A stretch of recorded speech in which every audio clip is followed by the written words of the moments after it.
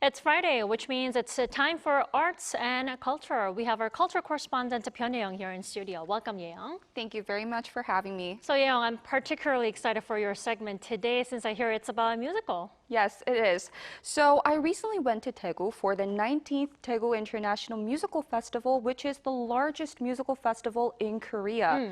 And even though the weather was really hot there, what I saw and experienced made the trip completely worth it. Let's take a look together. This summer, Daegu once again transforms into a stage. Korea's largest musical festival, the Daegu International Musical Festival, or DIMF, brings creators and audiences together from all over. This year, showcasing 29 musicals from home and abroad.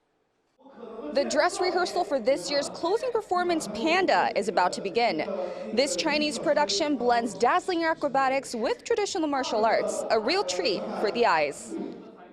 A visual and musical spectacle, Panda tells a heartfelt story about love, coexistence, and the care we owe to nature. It's a piece that's beloved by Korean audiences. This reading performance, part of DIMF's musical incubation program, offers young talents a rare chance to present their work. Some pieces even go on to become full-scale productions with funding and support. I received a lot of overall support from DIMF throughout the production process. But what helped me the most was getting direct feedback from the mentor instructors. That was incredibly helpful in developing and improving the piece. I think the best part of this program is getting to meet great creators, working alongside talented actors, and simply having opportunities like this. For actors like me, that's one of the most valuable aspects. With global success stories like Maybe Happy Ending, DIMF is more than just a festival. As DIMF approaches its 20th anniversary next year, our hope is that musical fans from around the world will come to Daegu. To make that happen, we believe it's essential to connect the festival with tourism. Our goal and also our challenge is to grow DIMF into a truly global musical festival. It's a symbol of what's possible for Korea's creative industry.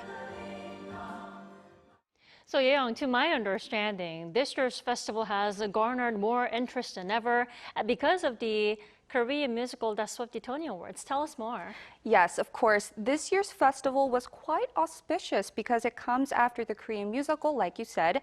Maybe Happy Ending won Tony Awards in 6 categories, including Best Musical. And the roots of that triumph? They trace back to this very festival. Composer Will Aronson and writer Park Chun-yoo actually first met through a different project called Bungee Jump at the DIMF in 2012. They must have had good chemistry because Bungee Jump was met with very good reviews. They later collaborated again and created Maybe Happy Ending. Like this, DIMF acts as a place to foster new relationships and create amazing pieces together. So people are on the hunt for the next big show. Then you have to tell us what exactly does the festival provide to young talent so that we can look forward to more of these masterpieces like Maybe Happy Ending.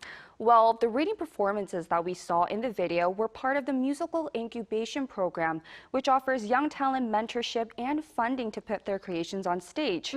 And even without stage props and costumes, it allows the viewer to focus solely on the storyline, which is the core of any musical. These performances seem to be very well received by the audience. 5 student pieces were put on stage, and if any of them are well received by investors, they can receive funding and later be premiered at DIMF as a creative support musical, which is actually how the writer and the composer of Maybe Happy Ending met. In 2008, a composer named Aronson had his work My Scary Girl selected for creative support through DIMF. The following year, we even staged it in New York as part of DIMF's outreach. Through that kind of process, Maybe Happy Ending was eventually born. And perhaps because of that kind of legacy, the audience this year showed even more interest in creative support productions, which saw reservation rates over 30% higher than in previous years. So I think we can be optimistic about the future of Korean musicals.